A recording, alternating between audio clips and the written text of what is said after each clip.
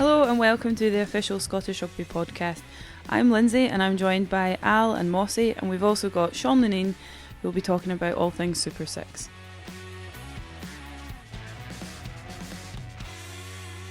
Delighted to be joined today by Sean Lineen. Sean, you're looking pretty brown. Have you just been on holiday? Anywhere nice? It's the Maori tan. Now I've been to Greece for a week, preparing myself for coming back and talking about Super 6 and the exciting things that are going to be happening. We're not putting Super 6 team in Greece, are we? Can I work well, there? We've got teams all around the world at the moment, so why not Greece? It must be quite exciting though, because it's been a long time coming round, the ability to, I suppose, talk about the Super 6 and get excited, obviously, as the opening season gets closer and closer. But this is a great day for you to share all the, I suppose, the hopes and aspirations of what Super 6 will bring. You're right, Chris. It has been frustrating watching on the sidelines as things have been said in the press, and now it's a great opportunity. We've been doing a lot of work behind the scenes, certainly after selecting the coaches, meeting the coaches regularly, collectively every month and individually every month. So a real good opportunity to speak to them. This is one of the big benefits is 6 young Scottish coaches that are their first year of head above the parapet, having to put together to shape an environment off the field, to select, recruit a squad on the field with a budget, and that's part of the development that they'll have. Sean, before we have the kind of deep dive into Super 6, it's probably worth talking about your remit in it. Would it be too simplistic to say you are all things performance for Super 6? Is that? Yeah, certainly on the field. The good stuff, the rugby really. Not really much of a politician, as you know, so it's more to do with just looking at the players. The thing, I also look after the national age grade as well, the national age grade programs. I look after the academies, and as an extension, the Super 6, where we'll be placing our young players as well. So it's a real seamless progression right through that. So being able to look after the young players and put them in an environment where they will be really challenged week in, week out with the standard of play. I've watched some of the Welsh clubs, and we go to the cross border, and that standard is higher than what we have here at the moment in the club game. There's a huge amount of excitement. Let's talk from a player's point of view. I know there's a contracting stage going on. Are you finding there's a huge amount of excitement? There's a lot of people keen to be involved? Well, definitely. You look at, you want players that are ambitious. There has to be a bit of sacrifice. There are 6 teams, so you've got a concentration of players looking to fill those 6 teams. You've got coaches that are being competitive with each other as well, which is really good. You've got to have that element there. But there's a recognition that, this is a fantastic opportunity. The first couple of years it's going to be tough. Is it going to be perfect? No. And the coaches are finding it challenging, but they want 35 All Blacks in their team. You think, look, this doesn't happen. Year 1 and 2, you're looking at just building your squads. That's all part of it. So they've got a lot of energy, and as we're meeting the referees tomorrow, for example, to go through how we shape the game, and the real good opportunity being a new domestic program, how we look at making it the Scottish way almost, looking at that technical blueprint which we have, and part of the job is with the 30 stage 3 players that I've got with the academies, we have to place 5 of those players within each of the 6 teams. So that's a challenge in itself. The coaches want certain players, but it's not down to them for that. It's my responsibility to put the players where I think they're best to develop. You've spoken already almost in every answer about the coaches. I think initially everybody thinks this is about players, and it is, but the pressures and the challenges that you're talking about there that the coach has to deal with, that's almost preparation for the professional environment as well, isn't it? That's exactly what a professional coach has to deal with day in, day out, setting up your squad, dealing with injuries. And I suppose that is a really important point to make, that it is going to be for the coaches, for the referees, more than just for the players. Oh, definitely. It's when you look at what the coaches have got to do, it gives them a real opportunity to, we give them CPD as well, so they're going to be going on the Six Nations Coaching Conference in July, so they're going to be supported, because it is tough. It's going to be year 1. You look at where they are at the moment, they've got to select their staff. They're the only full-time employee of the club. The staff that they have, it's all part-time, so conditioners, analysts, the medics, managers. They've got to build their whole off-field team as well. So, and will they all do it different ways? Of telling them to do what they think's right for their club? Yeah, they are. Good. Some people, it's all about what you think is a priority. So for some, conditioning is massive, and that's an area where traditionally, most probably, when you look at the Welsh teams at the moment playing in the Principality, they're big men. maybe not as fit, but they're big experienced men. So we need to make sure that we can compete there when we play in the cross border. So yeah, they're going about it different ways, but they know that off-field team is just as important as the on-field team. So what's the balance there, Sean? Mostly ask the question around how much of their own autonomy have they got. What's the balance between Scottish Rugby's involvement and the franchises having their own ability to run it the way they see fit? Yeah, well, obviously we have an investment there. We put an amount of money in, which they've matched in terms of players, and then we've added 75k to look at the staffing, which includes head coach payments. So, there's a obligation. I'll be looking at them and making sure that they do things right. But within that, they have a real scope to shape their own off-field team, to look at ways that they pay the players, the different ways of paying the players. And again, we have to make sure it's sustainable first and foremost. So you look at, as the years go on, you'd like to think there'll be a little bit more money coming in generated by the clubs, but we have to make it first and foremost sustainable. So there's that challenge that the coaches have got, and it's all about being a salesman as well. The 6 clubs, they've got to sell their club.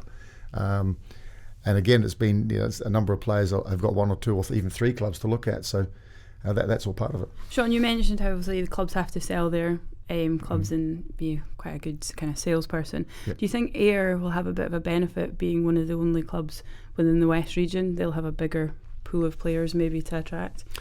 Yeah, the fact that they've won the league and the cup as well, I think helps. They're quite strong. I was at the long lunch last week. Do you remember much? I can't. It was a long lunch. I'm getting too old now though. But it was a great day. 600 people, all rugby people. And Brian O'Driscoll was speaking, which was really interesting. Actually speaking to him about the Irish system, and don't be surprised that the Irish club system is they're looking at what we're doing. As Wales doing obviously as well. They're looking at changing their club game as well. So, but from an Ayr point of view, yeah, there's a bit of momentum there, definitely. They've got a good coaching group. Pete Murchie's done a great job down there. So there is a buzz, and that's what you want. You want the 6 clubs to be growing all the time and challenging each other.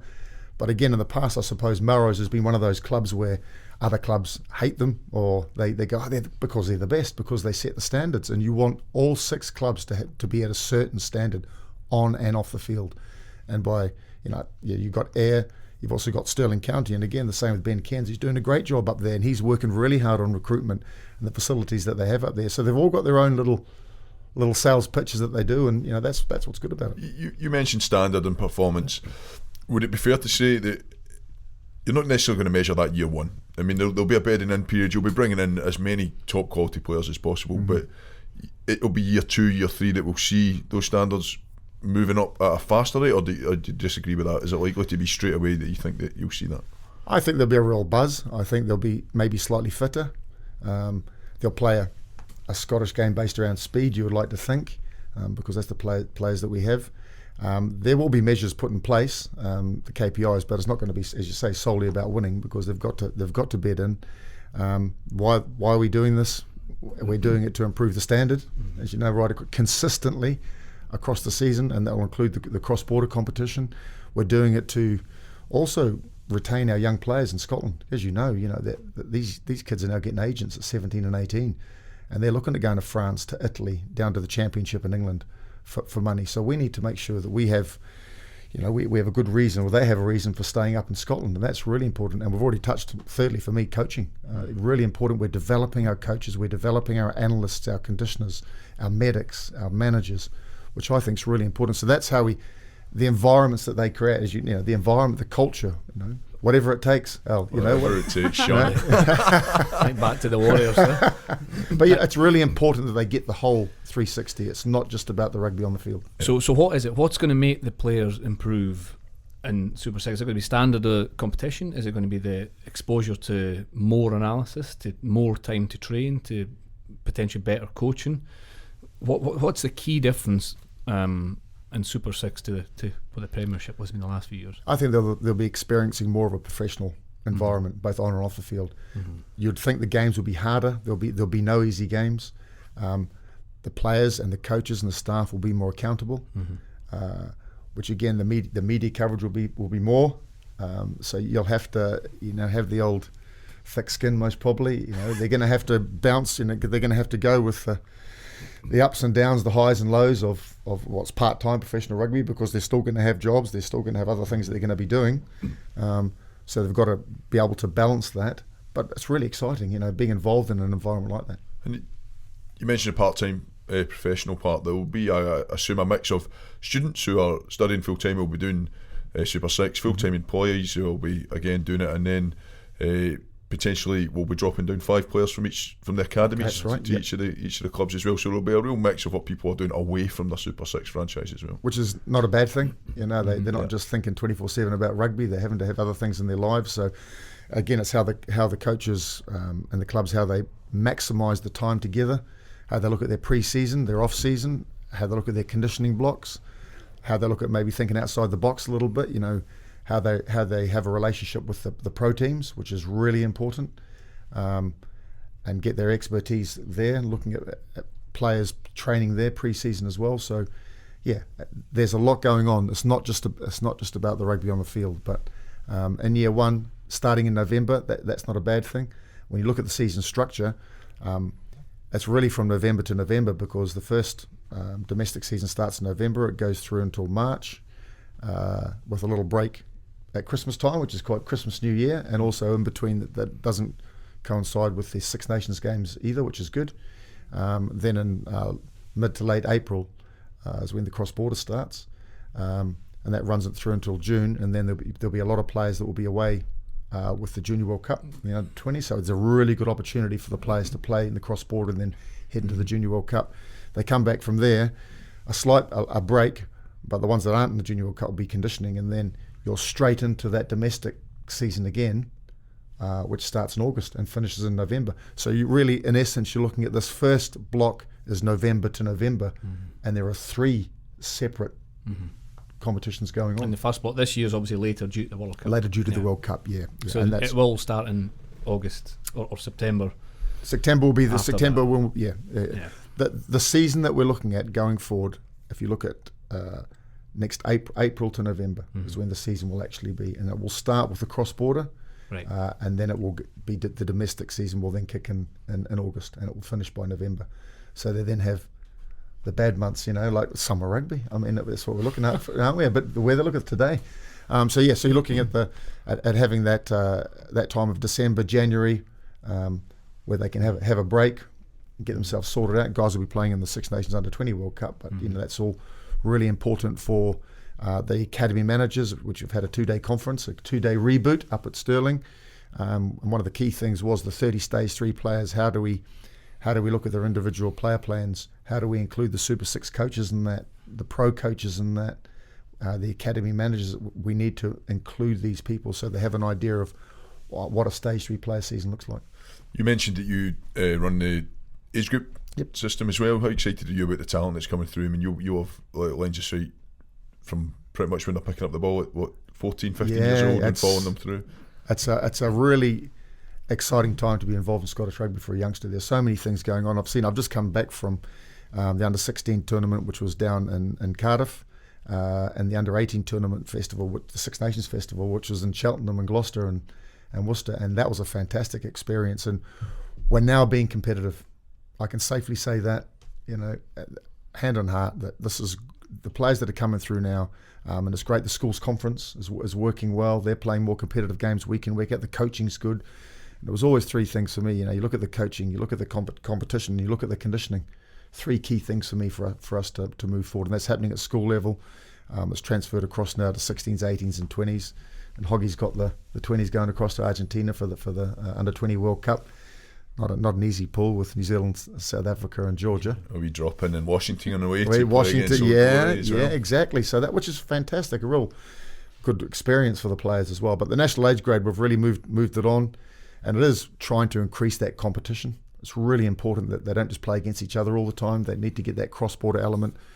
And because I'm in charge of the academies as well, it's great that the academies are now looking at that and playing. So you've got Glasgow Academy, who with Caledonia formed the Warriors. They're playing against Saracens in August. The Saracens are coming out of the Saracens Academy, so through Kelly Brown. So these are the things we want to happen. The players to get the opportunities to play, and this is where because they get used to playing each other. So it's good to get that element in. And the pathways was one of the key That's a component of Super 6 as well. So that under 18s group you spoke about, and they were reasonably successful in Worcester and Gloucester.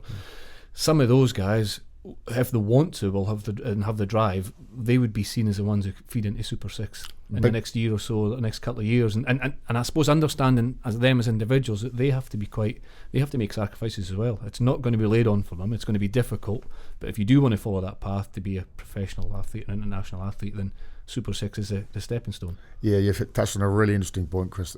One of the big things for me is how these young kids that come from school, we now have Super 6, which is really important, and it's something that we can show the parents, who, a lot of them come from private school at the moment. So you look at the investment the parents have made into their sons and daughters going forward, and you look at just, well, how do we make this work? So we get them together, and you look at the Super 6. You look at all Super 6 teams now are working very hard to have tertiary partners as well.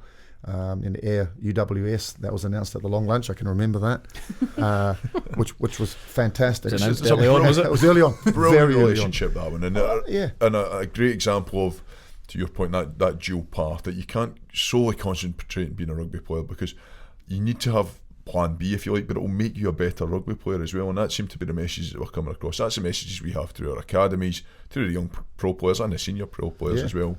So Super 6 will grab that and move it forward massively, And as I say, this is a part of it now. A lot of those under 18, some of those under 18 players are going straight into Super 6. There'll be stage 3 players. So again, speaking to the coaches, the players, where they're going to be going, looking at one of the key things that I've put in place with the coaches is that the 30 stage 3 players, they must start in half the games they're available for. So they're not just going to be on the bench, they're not going to be going anywhere, they need to start. And that's how they're going to, that's the beauty of a small country like us, is that we can actually get them developed a little bit quicker by putting them right in the hot seat straight from word go. Do you see, we're talking about pathway, and rightly so, do you see at any point any of the current pro players dropping down, retiring, and then transitioning into Super 6 to maybe add value in there, or do you see that as detrimental to the programme? Not at all. I think it'll be really important. There will be, even now when we look at the 2 pro teams, obviously this year's slightly different with the World Cup, but there will be a draft of sorts. We're just working through that now. So even current pro players definitely will be involved. When you look at the Welsh teams at the moment, the club teams at the moment, they have a lot of pro players that go down and play for Merthyr and Cardiff. You can see that there. So, of course, we're going to do that. You want for them to add their experience. Some of them like to keep playing rugby for as long as they can. So they see that as a natural progression to come back into the Super 6, into a part-time professional environment. Mossy's training very hard at the moment. I don't know if you maybe had a opportunity there. Well, you limped in there, mate. It was five-a-side football. Five-a-side football injury. It's hard being a goalie, Al. Exactly. Or as you said earlier, on the bench, Sean. You fall off the bench. Water boy. I suppose on that point, not you being on the bench, Al. On the point of where players play, there'll be some players whose Super 6 isn't for them. They're playing currently, probably some quality players playing in the Premiership at the moment who'll stay with their amateur clubs, which is a strength as well, isn't it? Yep. For the amateur arm of the game, to retain some of these players, to retain a decent level of standard there as well. Yeah, it's not going to be for everyone. Yeah, some players, and rightly so, it's their choice. It's a hobby. It's a serious hobby, but they want to play. They want to train Tuesday, Thursday, play Saturday, have a few beers. That's it. So that the door's always open. There'll be a few players that will stay in the new Premiership. And then, season 2, 3, you never know. They might, wow, I want to be part of this now. So we just need to make sure that we can cater for all players, and that the door's not shut. And that for me is one of the biggest strengths, is the fact that we've now got defined teams and defined, I suppose, leagues for those who want to play rugby in Scotland. So whether you want to be at the best of the game in an amateur, or whether you want the vehicle to try and chance your arm to become a professional, we can now offer that. Or the third tier is the Super 6 is where you're at. That you push yourself as high as you can possibly be in Super 6, and that's your level. That's your level, definitely. But there's a pathway for those who want to progress, and there's a pathway for those who want to play hard, still of an excellent standard, who just maybe professional rugby isn't for them. Absolutely. Sean, we've talked about the pathway, we've talked about the positivities and the opportunities. We can hear how passionate you are about Super 6. Where are the challenges? Where are the challenges, and what do you need? Where are the challenges? Everyone. No, look. I'm genuinely excited. It's going to take time. Yeah. It's not. It's not going to be the competition that we want it to be in year one. We know we will get there. I can see the quality come. I can see the excitement, the energy. It's the right thing to do. You speak. I mean, I go away to a lot of the Junior World Cups. I've been involved with the 20 since 2012. So I speak to the coaches from around the world. I speak to players from around the world. I've spoken to players here at a number of levels. I live in the same street in Bangham at Trinity. So I speak to the rugby players there, been to a few of their dinners, and you get a sense that every country is moving forward. You know, we can't stand still. We have a great opportunity here. We're a small country with a limited number of players. We haven't even talked about the SQ. I mean, the number of players that aren't even in Scotland that are Scottish qualified that are looking to come back up now.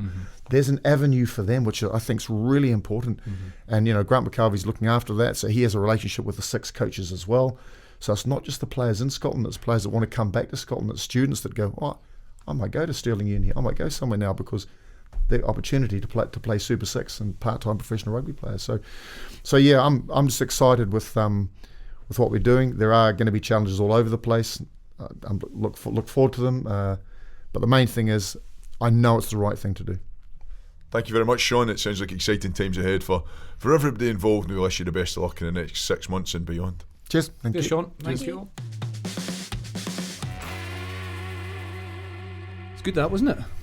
It was good. It was interesting. I mean, we've all 3 of us have been reasonably close to it, but it was good to be able to dig into it a little bit more as well. I think can you contextualise it a wee bit in terms of playing standards? Sean said, spoke to him yesterday, and he's hoping that every Super 6 fixture will be like either the Premiership final or the Cup final between Ayr and Heriot's. Or even I went to the semi-final between Curry and Heriot's, and it was a good standard, and in fact by default that was the top 4. So if you get that level week in week out, it will only help prepare these players. Yeah, I think about. Sorry, I was just going to say I think about my own path. I know it was a long time ago, but my first couple of years in professional rugby here, you were playing, and it was such a steep learning curve. And looking back on it, like, was I ready for it? I think this is a brilliant opportunity to get people. We talked about the S&C, the strength conditioning element of it, but being in that professional environment, when players come into the professional round, it'll be 4 or 5 steps ahead as well. Also, the professional environment now is streets ahead of the one that we had to learn on the job to play it. Yeah. So, and even exactly when I started as well, the kind of 1999 or whatever it was, I felt as if there was a need for another tier of rugby between club and professional. And you think of how far professional rugby's came in those 20 years, there's even more need. And it's interesting that Sean touched on maybe the Irish and obviously the Welsh and the cross border, but the Irish union's looking as well. If you want to have your professional team sustainable, you're going to have to produce your own talent. Therefore, you're going to have to amend your structures or develop your structures to allow players to develop in-house or in your own country, because we all know the cost of bringing in players to make your professional team sustainable. That'll still happen. You'll still need those players, but if you've got a broader base of players ready to play professional rugby because they've came through the academies, the age grade system, the club, Super 6, professional, it's pretty good development. Before we look ahead to the semi-final of the Guinness Pro 14 at Scotstoun between Glasgow and Ulster on Friday night, look back to last weekend in the European finals. Wee Greg got a trophy, Claremont. Got a lot more game time than he was expecting. Yeah, on Friday evening, beating La Rochelle. I actually watched most of that game, and it was actually really enjoyable. It was a bit loose. Some of the offloading and towards the end of the game was just ridiculous, but it was actually really quite enjoyable. And Greg, picks up that trophy again, kicked 7 from 7, came on after about 25 minutes when Morgan Parra injured his ankle. So he looked to be in form, and a big old smile on his face at the end. He did have a big old smile on his face as well. I texted him yesterday to say congratulations. He's doing well, doing very well, and the type of game, as you say, it was entertaining. But 2 French teams in the final, then especially that tier of the final, then you're probably going to get them a wee bit more relaxed and pushing the game as much as they can. And the day after, Sarries, beat Lens. It's funny. It's an international, isn't it? Like, the standard of players, absolutely top drawer. The game's in the balance. It's 10-all.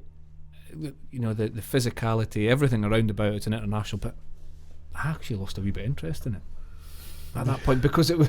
But I feel guilty saying it, but I actually didn't draw my attention as much as the game on the Friday night. Maybe just. Well, it's 2 teams playing. Yeah, exactly. 2 playing structured rugby. Now there's the talent on that park was incredible, wasn't it? Johnny Sexton talked about a moment in the first half when Leinster are winning, I think 10-0, potentially 10-3 at the time.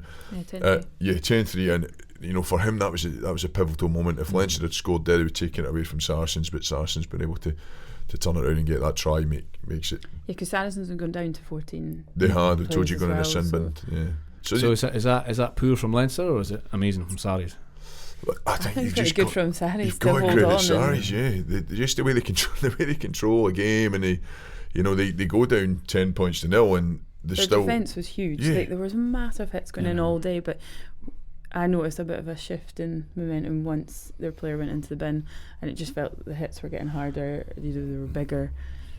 It is an international, isn't it? Like the standard of player, and I had a wee thought afterwards because I was losing interest. I thought, right, if Saracens, the team that Saris picked and played, if they played like say an international team, I thought, well, because they're English, let's put them against the England team. So I actually listed Saris versus England, who would come out on top. If the one caveat was the Saracens players had to play for Saracens, so Farrell, Vunipola brothers, Jamie George, Mario Itoje, they all played for. So for they all Saracens. had to be selected. They couldn't. Yeah, not would that be selected. would that Saris team beat England? Give me you've What's clearly your gone into a England lot team? of work. You give us the England team. Again, the England team I picked was the last game they played, which was against us. What's the back line? The back line would be Elliot Daly, Jack Null, Henry Slade, Tuolangi, Johnny May, George Ford, and Ben Youngs. So who are you missing out there? Just Farrell. Just Farrell. European Player of the Year good doesn't get picked, so he's in the Saracens team anyway. So it doesn't weaken England because he doesn't get picked for England. Is my point. Yeah, well, and on the bench that day for England was George Ford, so he would take Farrell's place. Yeah. I reckon Saris would edge it. Whereas Look at that. the pack's going to be the place where the Saris would England miss out on selection. England, the English size pack would be Vunipola, obviously Jamie George, Lamasatelli, the tight head, Skelton, Cruz, Itoje, Ray, and Vunipola. So that was the size pack that played. Yep. And then it would be against Ben Moon. Luke Cowan-Dickey would come in for Jamie George because he was on the bench against us the last time England played. Kyle Sinclair, Joe Launchbury, Brad Shields was any second row cover, so I've put him in as second row, and then Mark Wilson, Tom Curry, Nathan Hughes. What's a game? I reckon Saris. I reckon Think of Saris the might do it. consistency from training together, playing together. Yeah. How do you? I I'm mean, gonna how do say you? Saris. So the reason for doing that was also I was thinking to win Europe, you're almost going to have a team or choose a team or build a team that's going to be the equivalent of the second, third international team in the world. Yep. So it's pretty hard to win, isn't it? Well, you look at the talent that's in that Saracens team. Here's my notes. There's a team. There's a team sheet, right? Okay, we've got a team sheet now. So it is. There's a couple of players in there. Brad Barrett being a one that stands out. Who, from excuse the noises in the background, you think we've got the builders upstairs. I thought it was your brain taking over, looking at a team sheet. Like. Try to read the names. But there's a couple of guys in that Saracens team who you don't drop straight into an international team, but are incredibly important for Saracens. So Brad Barrett's performance at the weekend that drives him on to winning European titles. Now the fact that you've highlighted the fact that there's 4 England players that England would not be able to select. Nathan Hughes for Billy Vunipola. I mean, arguably, Billy's probably on his day better, but it's hypothetical, isn't it? It's not going to happen. But it should though. You should drive Let's it. suggest it. But it just shows you, I suppose, highlights. It's a level of competition, a level of the standard that's needed to win a European trophy is pretty high. So from a hypothetical game to a real life game, back to action this weekend for Glasgow Warriors, semi-final against Pro 14 at home to Ulster. Goes without saying, it's a big game. Obviously Glasgow at home would be favourites. The last time they played, probably round 20 or round 21, Glasgow came out on top. Was it 30 points to 7? Yeah. How much can you take from that game? Exactly. Does that have an effect? Ulster were without some key players. Ian Henderson could see that night that were massive the week after when they played here against Edinburgh. So what's your views? What do you think? Well, I agree with you. I think Glasgow at home and the form that Glasgow have taken into the game are favourites for it. Need to bring out performance. Rory Best's last ever game, potentially last ever game. Does that have a big effect on for Ulster? For Ulster, for Ulster. Does that have a big effect on the game, or does the semi-final and the size and gravitas of that take over from any individual? She mentioned Dan Cave in there as well from an Ulster point of view. From a Glasgow point of view, does the last 3 weeks is that a benefit? It wasn't a benefit last year when we played against Scarlets, but I know the boys have been in more regularly and making sure that the focus has been primarily on, or entirely on, bringing out the best performance against Ulster. I think it'll be a good game of rugby. Glasgow have got a few key guys that need to make sure are out there, but it looks as if the squad's going to be strong. So I fancy Glasgow. Thank you very much for listening. It was great to have Sean Lineen in talking Super 6. Thanks to the builders up the stairs for adding some background noise. Thanks to Lindsay and Mossy as always, and for Rory for keeping us right. Thank you very much, and we'll see you all next week.